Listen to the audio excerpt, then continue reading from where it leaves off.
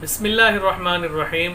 ہر مسلمان کی یہ کوشش ہوتی ہے کہ قربانی کا جانور اچھا سے اچھا خرید کر کے لائے، لیکن بعض اوقات جانور جب گھر پر لے آتے ہیں کوئی نقص پیدا ہو جائے، مثلا جانور کا کان کٹ جائے یا دم کٹ جائے تو اب کیا حکم ہے؟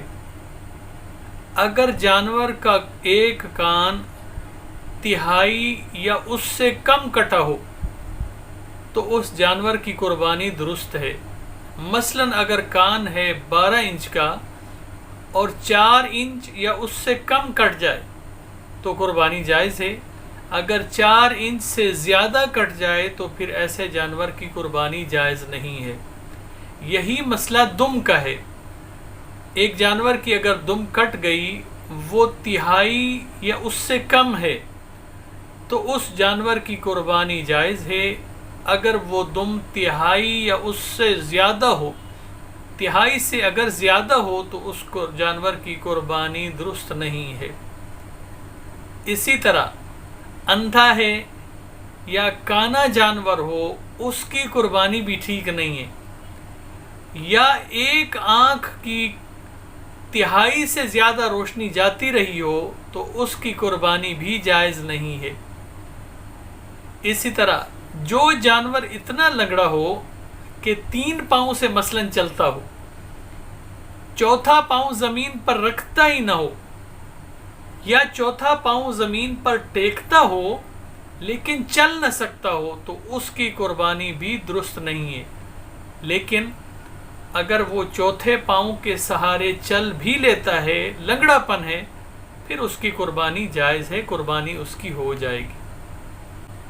بہت ہی زیادہ دبلا پتلا یا مریل جانور ہے، اس کی قربانی بھی جائز نہیں ہے۔ اسی طرح جس جانور کے دانت بالکل ہی ٹوٹ گئے ہوں، ان کی قربانی بھی جائز نہیں ہے۔ ہاں، اگر کچھ دانت ٹوٹ گئے ہوں اور جو باقی بچے ہوں ان کے ساتھ وہ چارہ وغیرہ کھا سکتا ہو تو اس جانور کی قربانی جائز ہے۔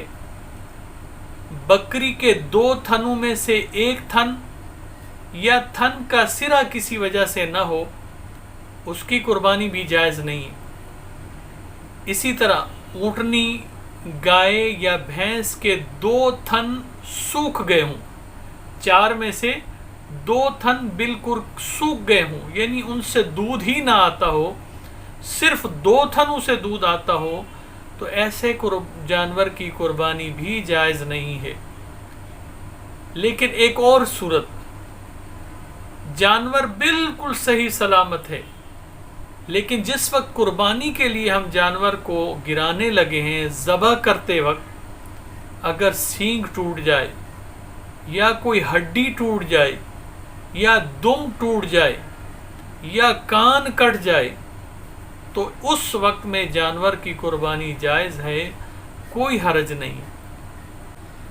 بانجھ جانور کی قربانی بھی درست ہے، چاہے وہ 1-2 بچہ پہلے دے چکی ہو، بعد میں بانجھ ہو گئی ہو، یا شروع دن سے بانجھ ہو، بہرحال اس کی قربانی درست ہے۔ اسی طرح خصی جانور کی قربانی کرنا بھی جائز ہے، اس لیے کہ اللہ کے پیارے رسول صلی اللہ علیہ وسلم نے 2 سینگوں والے چت کبرے 2 مینڈھوں، خصی مینڈھوں کی قربانی اللہ کے پیارے رسول صلی اللہ علیہ وسلم نے کی ہے۔ اور دوسری بات یہ بھی ہے کہ خصی جانور ہی بہترین جان پکڑتا ہے، اس لیے قربانی خصی جانور کی کرنا بھی جائز ہے۔